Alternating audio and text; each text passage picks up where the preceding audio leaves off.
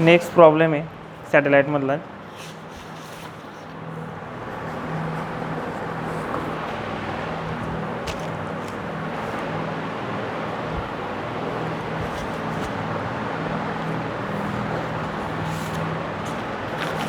If gravitational force were to vary inversely as mth power of the distance, gravitational force जो दिला आहे तो varies होतो आहे mth पॉवर ऑफ डिस्टन्स.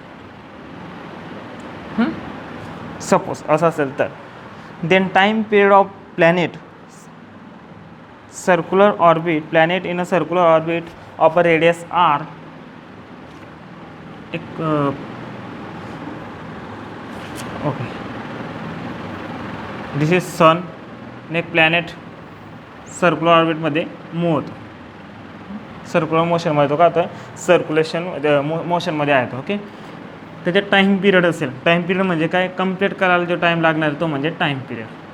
तो टाईम पिरियड आपण घेतो omega upon 2π, sorry 2π by omega, 2π by omega असं घेतो. ओके, आपल्याला हा टाईम पिरियड करायचा आहे. If gravitational force between this planet and this sun is varies mth power of distance के mth पॉवरमध्ये तो व्हॅरी होतो. म्हणजे काय, ग्रॅव्हिटेशनल फोर्स काय आहे, capital G mass of sun mass of planet upon r², distance between them. पण आता काय दिलं त्यांनी की हा जो ग्रॅव्हिटेशनल फोर्स आहे इफ लाईक दिस असा असेल तर टाईम पिरियड कसा असेल. तर त्याच्यासाठी from given we have okay we know about time period. This is the definition of time period or formula you can say that. Now आता कोणताही पार्टिकल ज्यावेळेस सर्क्युलर मोशनमध्ये मूव्ह होतो म्हणजे त्याच्यावर कोणता फोर्स ॲक्ट होतो तो म्हणजे काय, तर centripetal force. Okay, centripetal force कसा असते, mr omega square is a centripetal force. Time पिरियडची डेफिनेशन घे.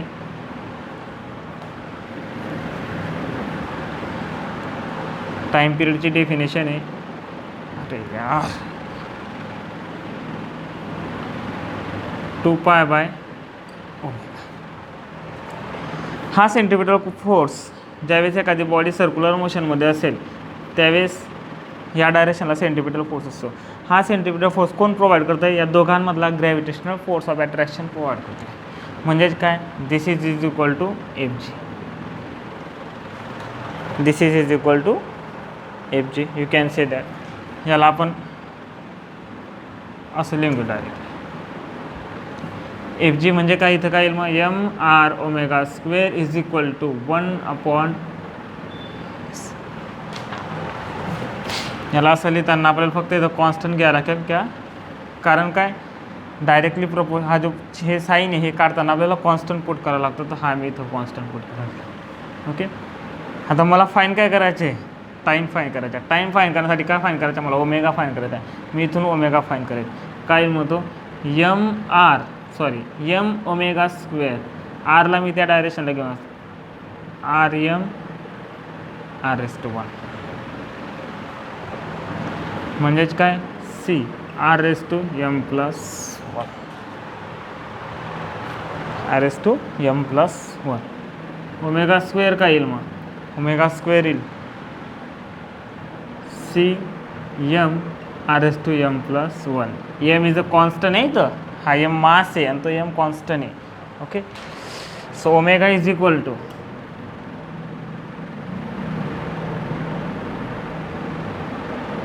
c m r⁻m + 1 raised to 1/2. Okay, so from this सब कुछ का काम ख़त्म हो गया. 2π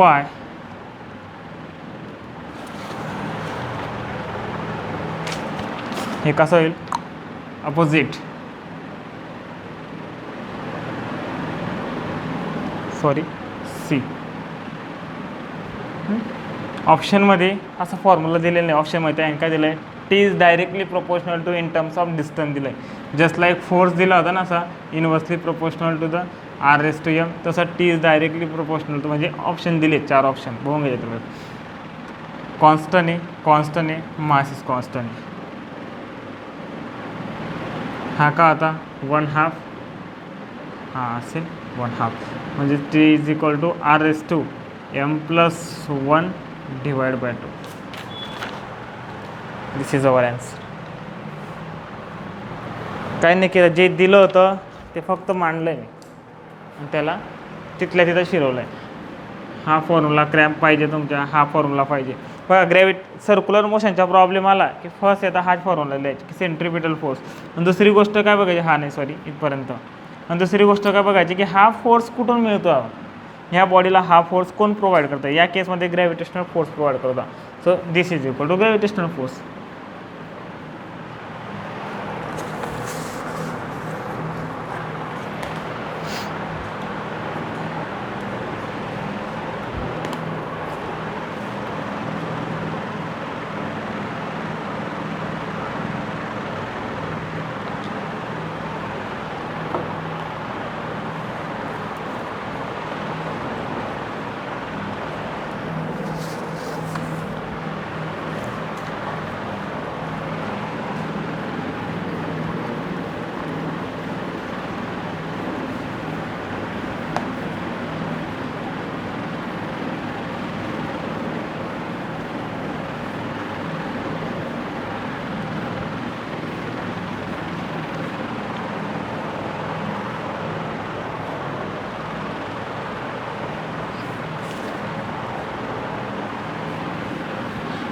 नेक्स्ट प्रॉब्लेम ॲक्च्युली केपलर्स लॉवरून पण येतो आहे, पण आपण काढला आहे म्हणलं तर ठीक आहे. केपलर्स लॉ बघू आधी, त्याच्यानंतर पाहू त्याला. त्याच्यानंतरचा प्रॉब्लेम बघू आधी. द सॅटेलाइट दस होऊन गेलं. Satellite A and B having the ratio of mass. 2 satellite दिले A and B having ratio of mass, ratio of masses 3:1. okay, are in a circular orbit,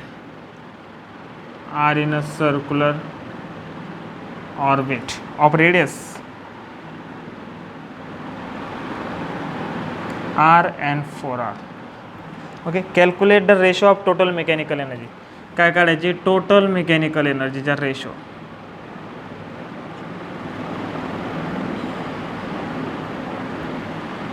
आता टोटल मेकॅनिकल एनर्जी म्हणजे काय, energy of satellite, total energy of satellite which is given by kinetic plus potential. आणि आपण ती काढली minus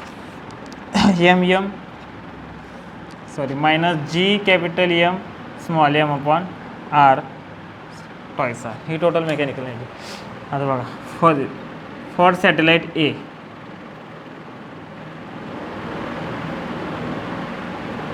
okay, mass एक काम करू, mass is equal to m A, radius is equal to r. Okay, for B mass is equal to m B, radius is equal to m B. मला find काय करायचं आहे, total mechanical of energy A to energy B. E साठी काय from this minus G m A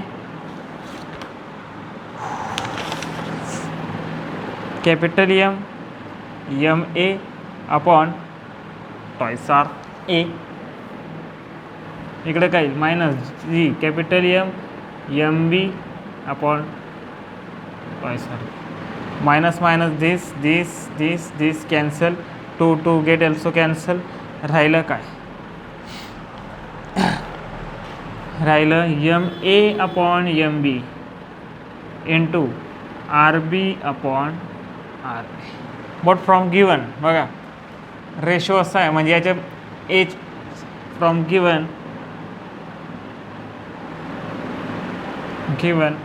M A is equal to 3m घेऊ शकतो आपण. मी जे M is equal to 3m घेतला तर एम बी काय येईल, ऑब्वियसली एम येऊन जाईल 1 3 input. Okay, R A is equal to what R घेतला त्याने दिला जे R B is equal to 4R असं दिलं आहे. सर्व गोष्टी पुट करा. एम ए काय 3M, एम बी काय एम, आर बी काय 4R, this is r. Get cancel 12.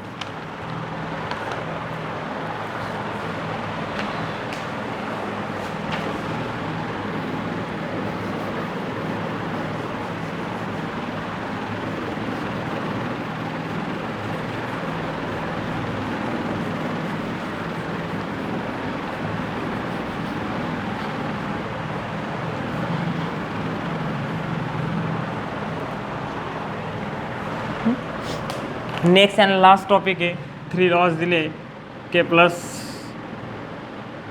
Lodge of planetary motion.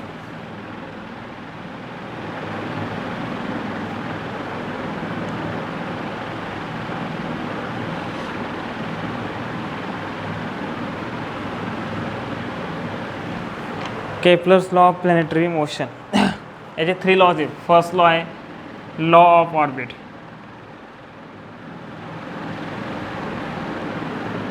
Statement आपलं काय जास्त नाही एवढं. लॉ ऑफ ऑर्बिट काय म्हणतं की ऑल प्लॅनेट बघा सर्व प्लॅनेट सनच्या अराउंड रिव्हॉल्युशन करत असतात. त्यांनी सांगितले की all planet are move around the sun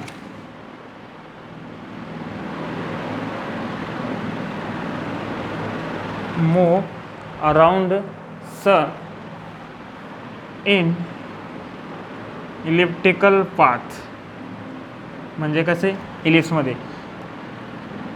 with sun is at one focus of ellipse. ते मॅथमॅटिक्समध्ये डायग्राम बघितले असेल. दिस इज लाईक इलिप्स. ओके हा एक फोकस असतो, हा एक फोकस आहे. दिस इज सेंटर. हे जे डिस्टन्स बघितलं हे मायनर ॲक्सिस आहे. मायनर आहे ना नर ॲक्सिस. हे जे डिस्टन्स बघितलं तर हे मेजर ॲक्सिस आहे. ओके हे फक्त एवढं डिस्टन्स बघितलं म्हणजे हाफ एवढं तो सेमी मेजर असतो आणि फक्त एवढा बघितला तर तो सेमी मायनर असतो. हे मॅथमॅटिक्स झालं आहे. तर याचं म्हणणं होतं की ऑल प्लॅनेट सपोज एखादा प्लॅनेट सनच्या अराउंड फिरतोय. हा आहे तुमचा प्लॅनेट ह्या डायरेक्शनने फिरतोय. This is sun. हे म्हणलं होतं planet move around the sun in elliptical orbit. Normally आपण काय कन्सिडर करतो की सनच्या अराउंड प्लॅनेट हा सर्क्युलर मोशन. नाही, सर्क्युलर मोशनमध्ये नाही, ॲक्च्युली असा मूव होतो. पण ॲनालिसिससाठी आपण for simplicity circular motion consider करून घेतो. आणि सन कुठं असेल इथं फोकस होईल. इथं बी असू शकतो सन. इट डझंट मॅटर काय तुम्ही इकडं दाखवा की इकडे दाखवा मॅटर करत नाही. ते फक्त प्लॅनेट असा मूव होईल एवढं लक्षात द्या. इथं असेल त्यावेळेस व्हेलॉसिटी आता व्हेलॉसिटी काय असेल ती सेकंड याच्यामध्ये सेकंड लॉमध्ये एक्सप्लेन केली आहे. तो सेकंड लॉ आहे हे.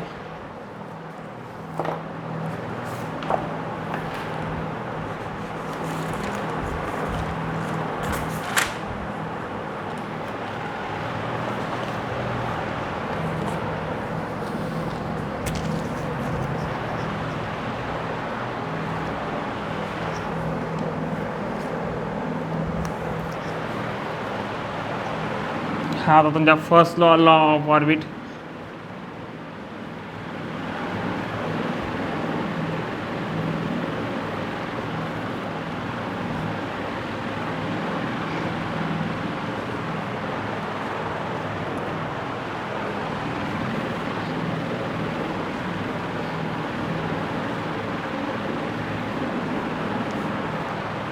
आता सेकंड लॉ. सेकंड लॉ काय the line that join planet and the sun sweep equal area in equal inter of time. हा आहे law of area.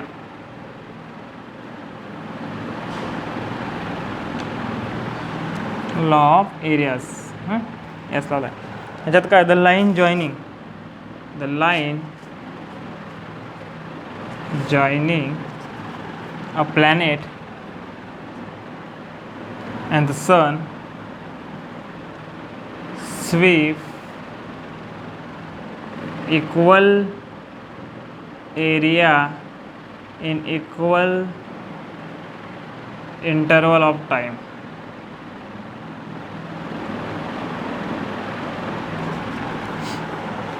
In equal interval of time. बघा, this is ellipse, हा minor axis, हा major axis. Okay, suppose सन कुठं आहे, इथं आहे, फोकसवर असतो. तर सनपासून ही जी लाईन असेल, ही प्लॅनेट कसा मूव्ह होतो आहे या डायरेक्शनला. हां, सपोज या डायरेक्शनला बघा, प्लॅनेट इथं येईल. ओके, व्हेलॉसिटी अशी असेल, प्लॅनेट अशी असेल. इथून असं मूव्ह करायला त्याला काहीतरी टाईम लागणार आहे.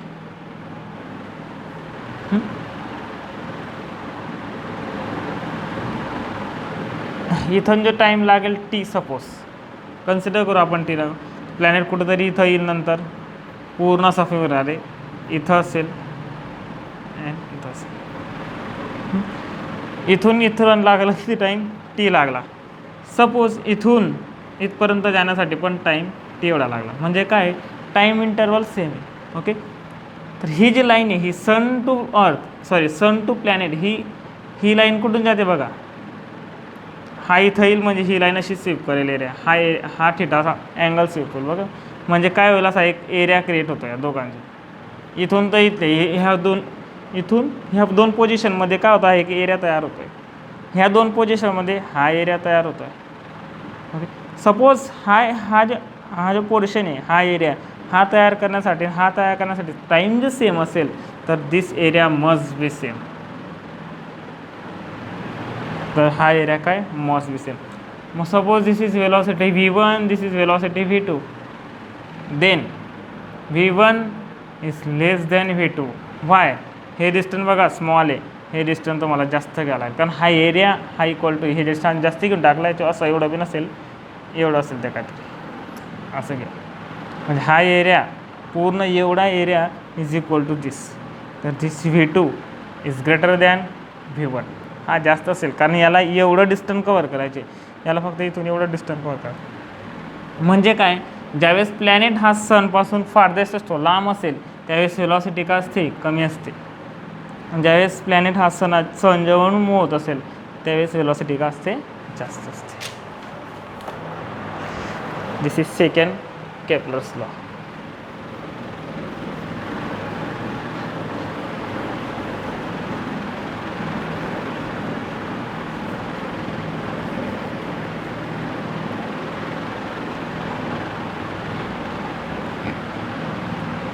आणि आता लास्ट केपलर्स लॉ आहे. मग हे चॅप्टर संपलं. समजा 2 प्रॉब्लेम, त्याच्यानंतर लहान लहान, आणि चॅप्टर संपलं. आणि त्यानंतर 12चे एक चॅप्टर येणार आहे आपण, लॉ ऑफ पिरियड्स.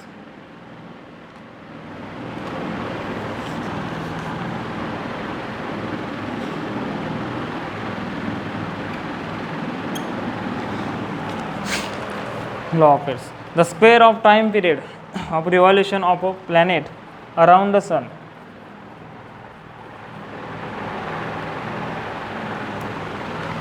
ह्याच्यात काय, the square of time period of the revolution. बघा, आपण सर्क्युलर घेऊन जातो, किंवा इलिप्स बी घेतला तरी हरकत नाही. तुम्ही इलिप्स घ्या किंवा सर्क्युलर घ्या, डझंट मॅटर. ते सिम्प्लिसिटीसाठी इलिप्स घेतो आपण, सॉरी सर्क्युलर घेऊन टाकतो. हा इलिप्स आहे. अगेन सेम डायग्राम, इथं तुमच्या सन असेल, एक प्लॅनेट असा मून इथं येतो. हां, ह्याला पूर्ण रिव्हॉल्युशन करायला काय लागेल, टाईम लागेल. त्याला आपण म्हणतो टाईम पिरियड. हा लॉ काय म्हणतो, square of the time period. Suppose आपण टाईम पिरियड कॅपिटल टीने दाखवलं, सॉरी कॅपिटल टीने दाखवलं. This law, statement of this law, the square of this time period is directly proportional to the semi major cube of semi major axis. Cube of semi major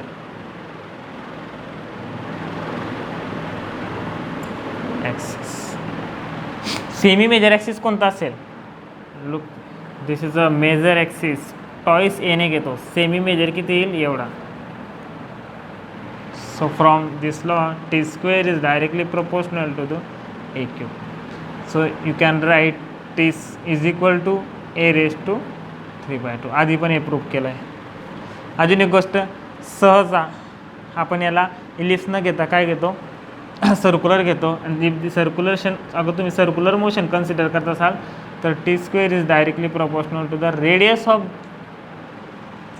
असं असेल ना, तर या circular ऑर्बिटची काहीतरी radius असेल, रेडियसच्या cube. तुम्ही असा घ्या, इट डझंट मॅटर. इथं घेताना बी न का कर द्या. बी मीन्स बघा, मायनर ॲक्सिस 2B दाखवला आहे तो, सॉरी 2L नाही, 2B दाखवला आहे.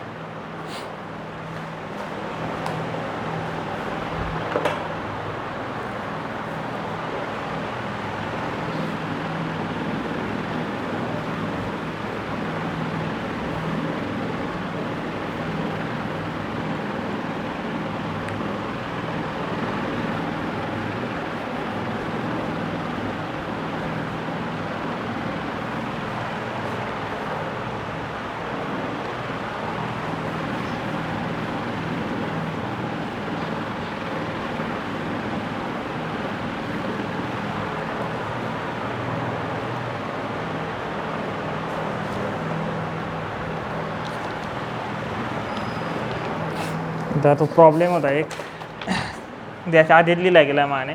तो प्रॉब्लेम असा आहे, 4 नंबरचा प्रॉब्लेम नोट्समध्ये. A satellites move in a circular orbit around the अर्थ.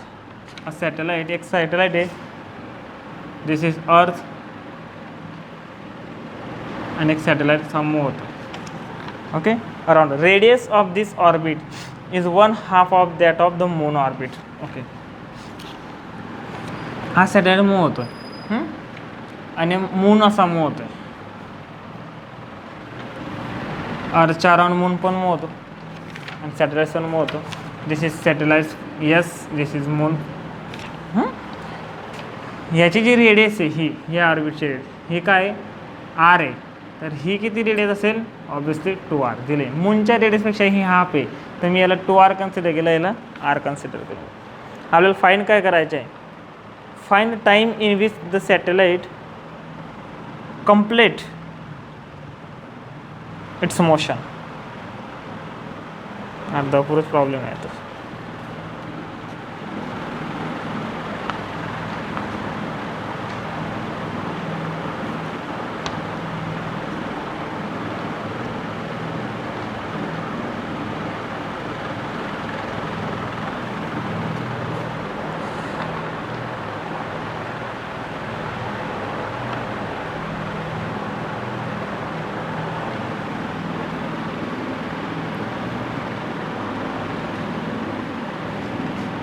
64 is to 1/2 on 3.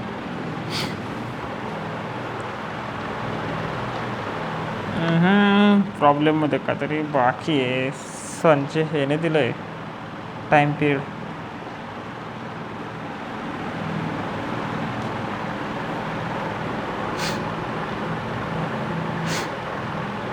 गरज नाही ना, गरज आहे. अपूर्ण आहे हा प्रॉब्लेम. चला ठीक आहे, याला राहू द्या. दुसरा प्रॉब्लेम घेतो मी. छान, याला मी नोट्समध्ये तुम्हाला सॉल्व करून देईल. तसं करूनच द्यायचं तुम्हाला, एवढा काही विशेष नाही आहे. बघा, तरी आपण एक फॉर्म्युला तर काय लिहून घेऊ, बाकीच्या ॲन्सर काय एवढं मॅटर नाही करत. त्यांनी काय दिलं आहे? हां, सॅटेलाइट मूव होतो आहे एक ऑर्बिटमध्ये, त्याची रेडियस किती आहे? मूनची जी रेडियस आहे त्याच्या हाफ एवढी. सो मी याची r, याची 2rx मानून घेतली.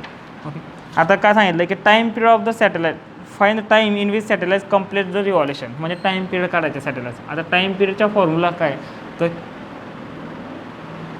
असा आहे. Okay, for satellites look like this. For moon, मूनसाठी काय येईल मग असं असेल. ओके, मला काय फायदा घ्यायचं आहे? दिस हा जो ना, याची व्हॅल्यू नोन आहे. काय? TM इज इक्वल टू काहीतरी डेज येते, नोन आहे. काय पॉईंटमध्ये वाटतं ती डेज 15 पॉईंट समथिंग काहीतरी असेल, ती व्हॅल्यू इथं पुट करायची. मग कुठं पुट करायची ते सांगतो तुम्हाला.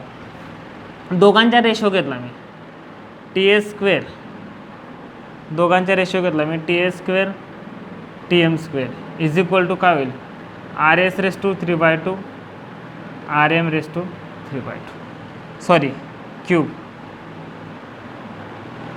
ओके, याचा अंडररूट घेतला मी तर हा होईल TS/TM.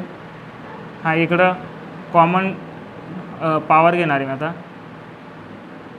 3/2. याचा फक्त अंडररूट घेऊन टाकला मी, तिकडं 1/2 RS काय दिला आहे, RS मला दिला आहे R, मून काय दिला आहे 2R. RR गेट कॅन्सल, हा राहिला 1/2 ओके. मला काय फाईन करायचं आहे, टाईम पिरियड ऑफ सॅटेलाइट्स. हा TM तिकडे जाईल, TM × 1/2/2 असा आहे तो प्रॉब्लेम. त्याच्यात TM गिवन पाहिजे पण दिलेला नाही आहे. एक्झाममध्ये आला तर तो गिवन असेल, अदरवाईज असा बी राहिला तरी चालेल. मी त्याची व्हॅल्यू तुम्हाला पाठवून देईल, नाही तर नोट्समध्ये आज करेक्शन करून पाठवेल मी तुम्हाला, त्यावेळेस फक्त याच्यात काय केलं बघा, टाईम पिरियडचा प्रॉब्लेम आला केपलर्स थर्ड लॉ यूज करायचा. ऑलवेज आठवून, दोन वेगवेगळ्या ह्याचे दिलेले होते, काय म्हणतात, दोन वेगळ्या प्लॅनेटचे. एका सॅटेलाईटचे होता, इथं एक प्लॅनेट होता, म्हणजे मून होता. Moon is also planet. सॅटेलाईटच असेल दरवेळेस असं नाही, इथं मार्स पण असू शकतो, अनदर प्लॅनेट पण राहू शकतो, कोणताही प्लॅनेट राहू शकतो. फक्त त्या रेडियसमध्ये काय तर थोडासा चेंजेस करतील आणि तुम्हाला करायला लावतं.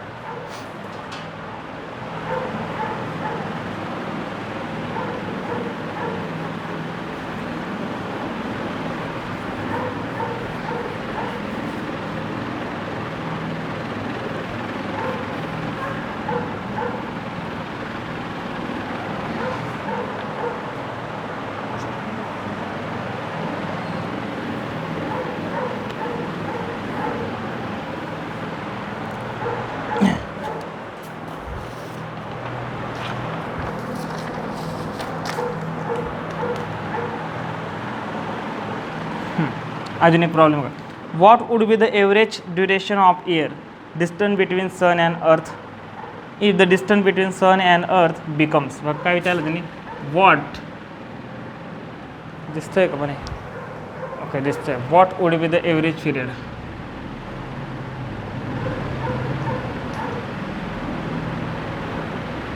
Average duration in a year,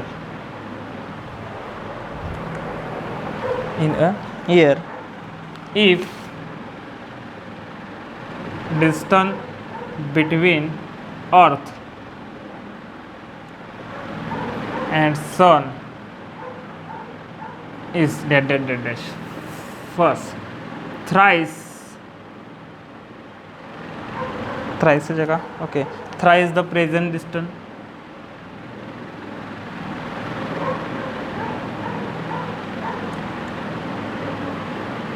twice the present distance. आता विचारलं काय बघा, what would be the average duration in a year. एका वर्षात किती ड्युरेशन असेल if the distance between earth and sun is thrice the present distance and twice the present distance. Present distance जे पण असेल वॉट एव्हर कन्सिडर करा, let present distance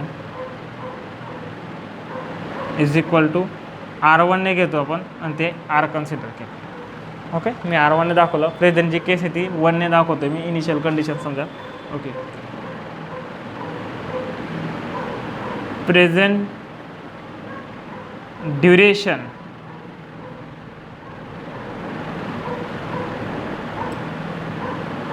duration in a year is equal to T1 आणि तो आहे 365 days. 365 days काय घेतला बघा, सन आहे अर्थ. ओके,